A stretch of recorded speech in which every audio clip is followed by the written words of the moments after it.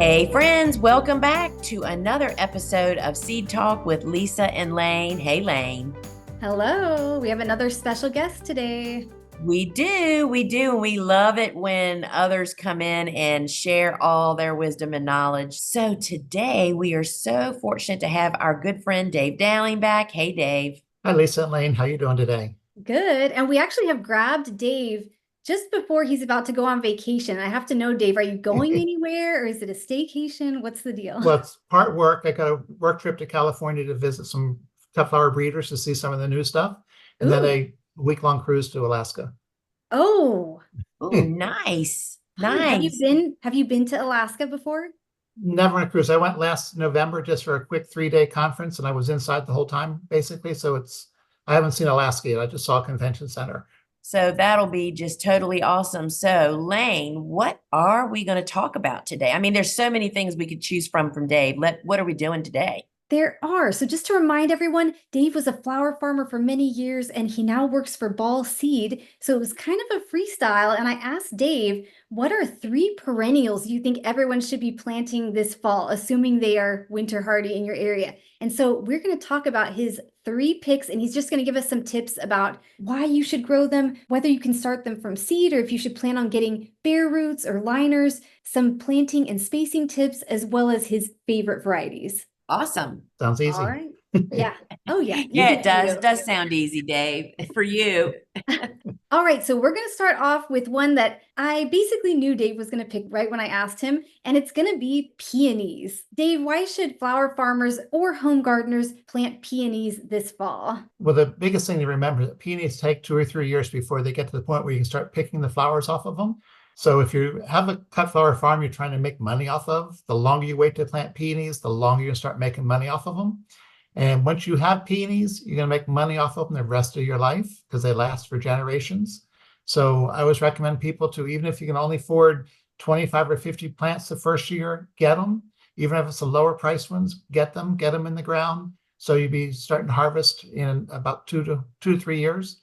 And then just every year add another 25 or 50 until you've got what you think your farm needs, which I like to say most farms should have about 500 if you're a smallish farm. If you're a big farm, it could be in the thousands, but 500 is a good number to aim for. If you're a decent sized farm doing it full time, maybe with an employee or 2 people working on the farm, your spouse or somebody else, just aim for 500 plants eventually. And the sooner you get to that, the better, because then you have 500 plants to give you, 4,000 flowers to sell every year. And Lisa, you love your big peony row there at the farm, don't you? Yeah, so we kind of inherited our peonies from when our grandma passed and then when one of our cousins' moms. And so we just got these enormous roots 25, 35 years ago. I just can't believe how time is flying, Dave. And I've actually moved them a couple of times here on my farm, but they're so big and so robust that they just produce with little intervention from me. Right. And I don't know the official names of them, but they definitely feather our nest in May. Being whether when we were selling just to florist, they're endless, demand for them, right? Because ours bloom kind of around Mother's Day. But then when we started a big bouquet program, they became a huge focal flower amongst all the cool flowers that we were growing. They are pretty priceless. I wished I had 500 of them. I've Yeah. never really counted how many plants, but ours are You just probably so have, productive because they're I think you old. have close to 100 there on your farm. You think? Yeah, Okay. it's close to 100. You're getting there. But I would point out this is one of the few perennials that Lisa does grow. She doesn't Yeah. really have any other Yeah. perennials. So Well, you really have to earn your space and make your right. space pay on a small operation like I am. And peonies are definitely worth their weight because, if you sell them to commercial florists, you're looking at $3 to $5 a stem, depending on a lot of things. And then in bouquets, to not have focal flowers is a big problem. So they solve a lot of problems for us. Yeah. So Dave, in the fall, most people are going to be finding and planting bare roots. Why is that a good option for planting peonies in the fall? Well, bare root are going to give you the best price per plant. You wouldn't want to go out and buy a 1 gallon or 2 gallon plant at a garden center or a nursery because you're going to be paying $15 or $20 a plant. But if you're buying bare root, they come different size eyes, which is how many sprouts are. You can buy a 2 to 3 eye or a 3 to 5 eye. I always recommend getting a 3 to 5 eye because it's going to start giving you production a year sooner than the 2 to 3 eye. It's got 3 to 5 sprouts. But a Sarah Bernhardt, which is the one I recommend everyone grows, they're less than $5 each, about $4 each sometimes if you buy 25 or 50 of them.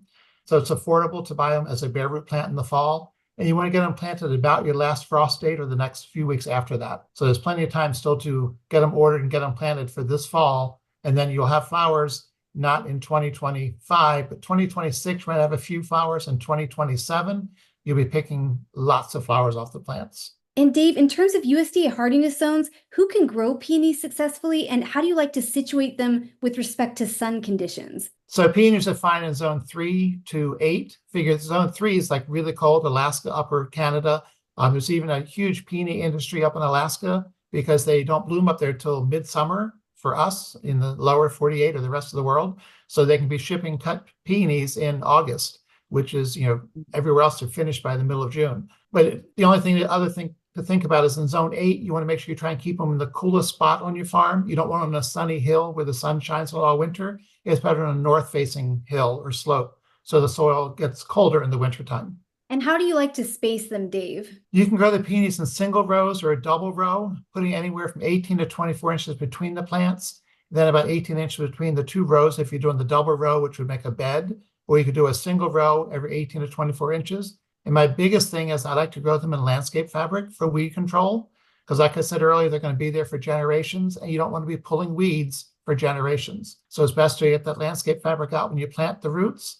You'll need to enlarge the hole every couple of years as the plants get bigger, but you'll save thousands of hours and thousands of dollars on not having to weed the aisles and around the plants. Dave, can you just walk us through some of your favorite varieties? And if you're watching over on YouTube, the one in the bottom left corner that's not labeled, that is Sarah Bernhardt again, because Dave thinks that one is twice as nice. So it had to appear twice. Yeah, I like to say everyone should grow twice as many Sarah Bernhardt as anything else. So notice if you're growing, 25 of every color you have, you should have 50 Sarah Bernhardt.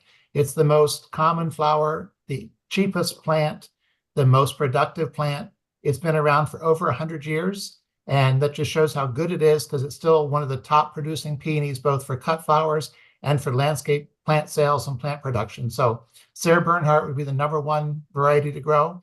And that's that medium color pink one. And then you've got some coral color ones. There's one called Coral Charm, which is a really good one. Coral Charm is a really early bloomer. So it's going to be one of the first ones to bloom in the spring. Another thing to know about that, because it's one of the first to bloom, it's also one of the first ones to go dormant in the fall. And it usually does that in mid-August. Every year I get calls from people saying the Coral Charm peonies are dying. They're not dying, they're just going dormant when they're supposed to in mid-August instead of late September. Red Charm is another really early one, right up there with this Coral Charm. And it is a fireball red. It is that bright of a red color. It's one of the reddest peonies out there. Kansas is another old-time variety, been around probably 80 years. I'm not sure how long, but it's a long time. It's the kind of that, they call it a red, but it's more of a dark pink. Mashore's Jules LE is that Pepto-Bismol kind of pink, a mid-season bloomer, which peonies have an early, mid, and late season, but that's only about 2 weeks. So it's not like you're going to get them to bloom for 6 weeks. You're still going to get from start to finish. It's only about 2.5 to 3 weeks total. So it's a really quick season. Henry Boxstock is another red, not quite as red as the Red Charm, but it's also not a real early one. So you get another red flower blooming a little bit later. Then a really nice creamy white is Duchess de Nemours. It's a pure white, does not have any red fleck. There's a variety called Festiva Maxim. That's a really white, but it always has some little red flecks in the petals.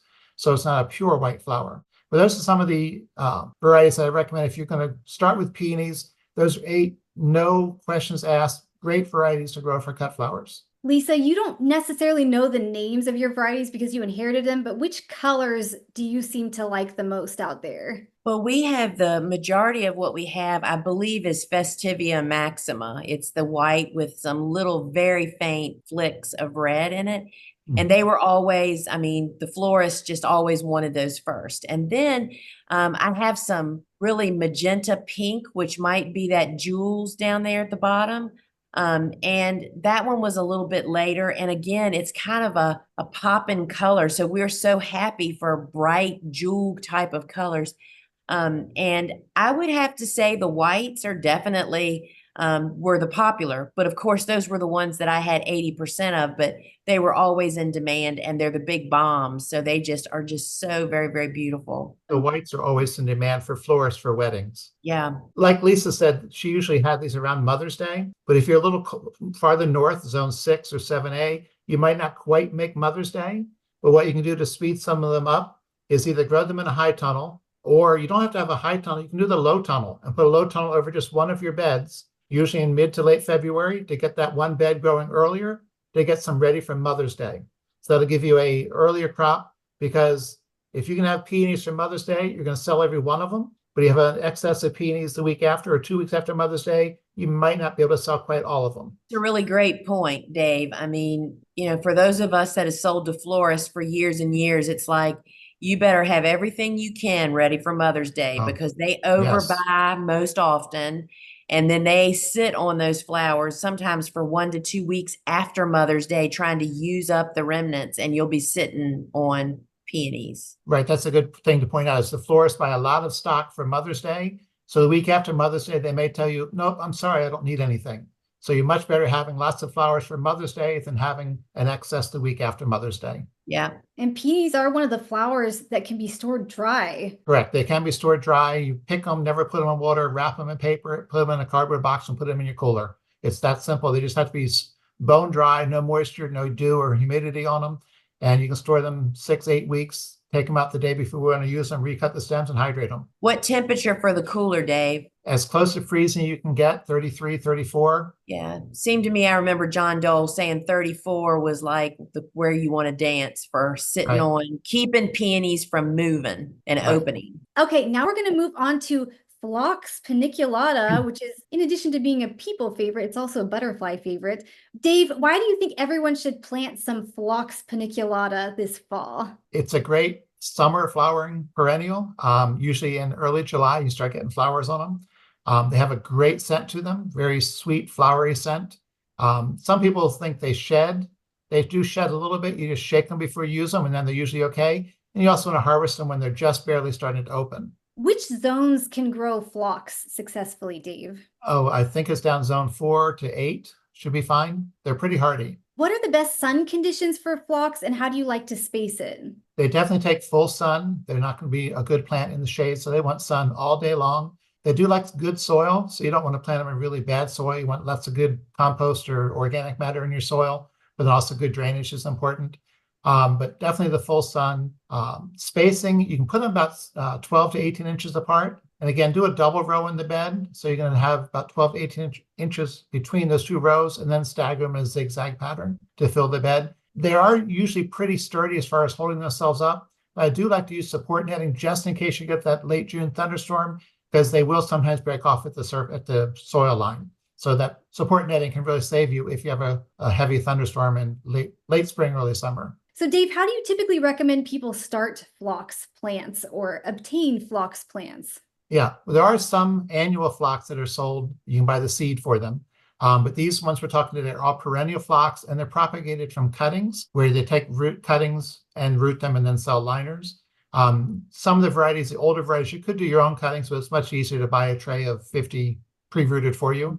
But they are grown from rooted cuttings. Some of the newer varieties are patented plants that you're not supposed to take your own cuttings. And for the varieties we're going to talk about today, if people do plant them in the fall, can they expect to get blooms the following year? If you plant a phlox liner, which usually like a 50 in a tray or 72 per tray, plant it this fall, September, early October, and you're going to have a full-size plant with flowers you can pick next spring, no questions asked. There'll be nice big plants next year. And what if someone did plant it in the spring? Would they still get flowers later that year? If you plant in the spring, you still get some flowers. It won't be quite as tall, and you got to be careful not to pick too much off of it. Now, if you plant them in the fall, they get a much bigger root system, and you can pick them and leave a little, 6 or 8 inch stump on each one, and it's fine. But if you're planting in the spring, you don't want to do that because they don't have the big root system to sustain the plant yet, so you don't want to pick all the flowers. The other nice thing about phlox is they do usually rebloom, put up a second flush of stems and flowers. So if you harvest these flowers in July, you'll usually have flowers again September till frost. All right. Do you want to walk us through some of your favorite varieties, Dave? Yeah, some of these are newer varieties, newer hybrids, like the fashionably early series. There's a crystal and a lavender and a few other colors. Those are new, I believe, from Darwin Perennials. They are early bloomers. That's what's called fashionably early. One of the first ones to bloom, maybe late June as opposed to mid-July. Comes in some great colors. And then you've got the super kapow. You want to be careful. There are kapow without super. Those are a little bit shorter, only about 12 inches. So you want the super kapow, which is 20 to 24 inches tall. And comes in some great colors. There's corals, and on the picture here, there's a fuchsia, there's a white. Again, newer genetics, powdery mildew resistant, both that one and the fashionably early. Older genetics of phlox may get powdery mildew, which can get pretty ugly looking on the plant. So you want to watch for that, but the newer hybrids don't usually get the powdery mildew. And another one of my favorites is David, and unfortunately, it's not named after me. It's been around longer than I have. I wish it was named after me. I'd make some money off of it. But it's a really tall white variety. It is powdery mildew resistant. These can grow to be 4.5 feet tall, really big plants, really big flower heads. So you definitely will get a second flush on these. So when you harvest them, leave a 1-foot stump. It branches out and gives you flowers again in the fall. But it's a pure white flower. And then there's one called David's Lavender, which was a sport, which a sport is when a plant puts up an odd stem that's a different color, but it's on the same plant. And it's actually called David's Lavender. If you look at this picture on the top right is the color it is on the plant. But if you put it in your cooler, it turns that bluish lavender color. Take it out of the cooler and it warms up, it turns back to the lavender pink that it's supposed to be. It's just something really strange that's one of the few flowers I've ever seen that changes the color in the cooler.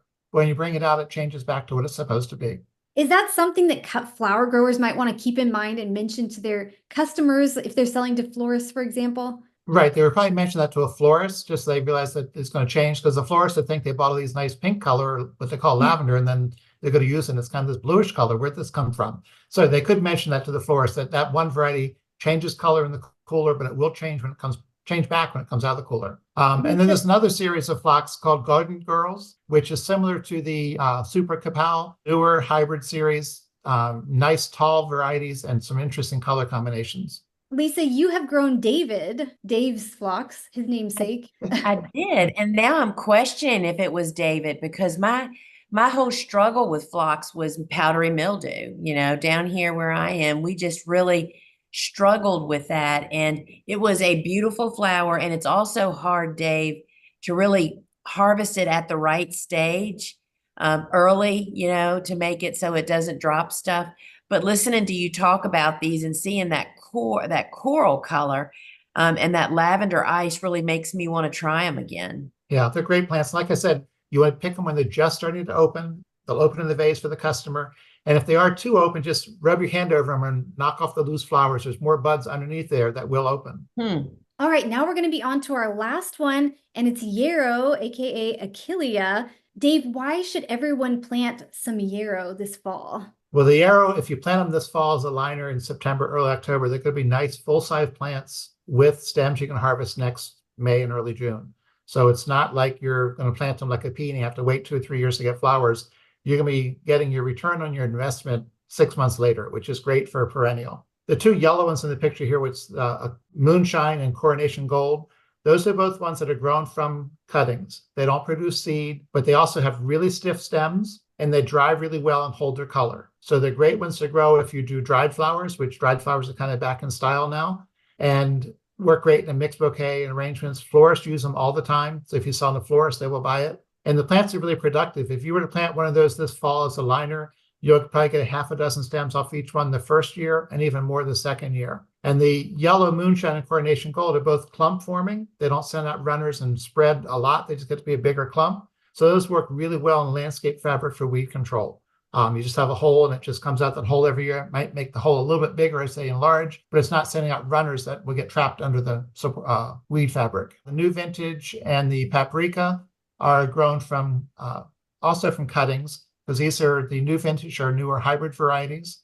They're not going to have this really stiff stem like the Coronation Gold or the Moonshine, but it's still a nice stiff stem. It's really important though to make sure the flower is completely bloomed and almost like you're seeing some pollen before you harvest them. If you look at the paprika, you can see the little yellow in the center, that's the pollen. That means that one's ready to harvest. If you harvest these colored ones, when I say colored, everything but the yellows, if you harvest them too early, it's really easy for them just to wilt, and then you can't hydrate them, and then they're no good. So you gotta make sure they're fully formed before you harvest the flowers. But the great colors on them, you know, you got the paprika, reds, violet, white, all different colors. There's even some orange and terracotta colors. Lisa, why do you love yarrow? I mean, I have to say, Coronation Gold was probably the first plant I ever grew beyond a Lenten rose. When I started gardening here on Stevie's farm or homestead here, the yarrows are super valuable as a fresh flower.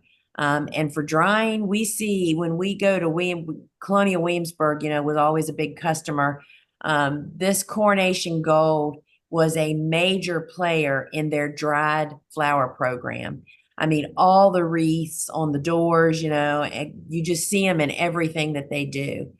So I love yarrow fresh for bouquets. For us, it typically they bloom in late May and into June. But they're just really, really useful. And there are definitely seed-grown varieties of yarrow like Colorado mix, some are berries, some are pastels. What do you have to say about those, Dave? They're similar colors to we see the new vintage series here. It's just you're starting from seed. What they do with plant the seed of those, you can pinch in your finger about 1,000 seeds. They're really little seeds. So yeah.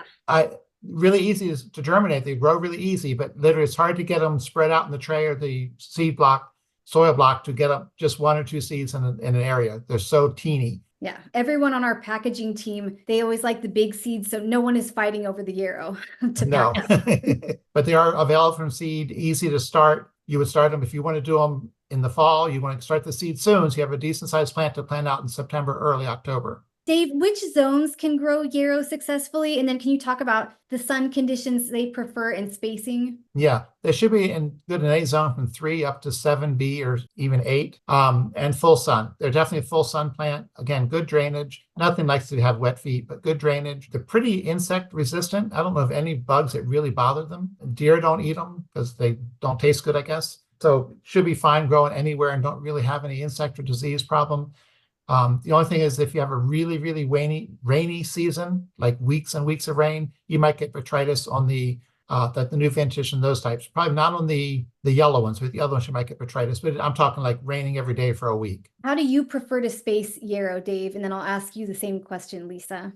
Yeah, again, that magic 12 to 18 inches down the row, and you can do 2 rows side by side or a single row, whichever fits in your field. And that's when you're growing it as a perennial, Dave. Lisa, you tend to grow it as an annual. How do you Yes, space so we those? grow them as hardy annuals. So we pack them in tight. We do 4 rows in a 30-inch bed, 6 inches apart, and they're incredibly productive. And yeah, they're just a really useful flower. And when can you expect these to bloom if you plant them this fall? They'll bloom for you next spring, late May, early June. Usually around peony season or right after is when they bloom. I always like to compare stuff to when peonies bloom because everybody knows when the peonies bloom in their neighborhood or in their garden. And these are usually right about the time or right after. And then again with the phlox, when would that come in? Early to mid-July usually. So a good month, 4 weeks after the peonies. All right, well, that was it for our episode on these 3 perennials that Dave Dowling thinks you should plant this fall. Let us know in the comments over on YouTube or using the form linked in the show notes if you're going to be trying any of these or if you were already planning on planting them and which varieties are your favorites. And just thank you so much for being here again. And thank you so much, Dave, again, for being here as well. Thanks. So it's always great. So friends, Dave has an online course with the Gardener's Workshop called Bulbs, Perennials, Woodies, and More. And his depth of knowledge and information to help you figure out what to plant, when to plant it, what size to buy, what varieties to buy. That course is just feathered with those types of information. And so, Dave, I know that there's 6 classes and then there's a ton of frequently asked questions.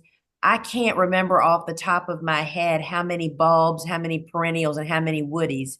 You don't remember probably. And you're going to ask me, huh? No, I think it's 60 crops altogether. I should have it written down somewhere, but about 60 or 62 individual crops are covered in the class. And so you can check it out over at thegardenersworkshop.com. And as your flower farming business grows and expands, to be able to just bring on another layer of crops like he was talking about, adding peonies, then adding some of these perennials, and then planting some woodies. You don't have to invest a ton. You just have to consistently invest in those things. Right. And that class will really expand your business possibilities.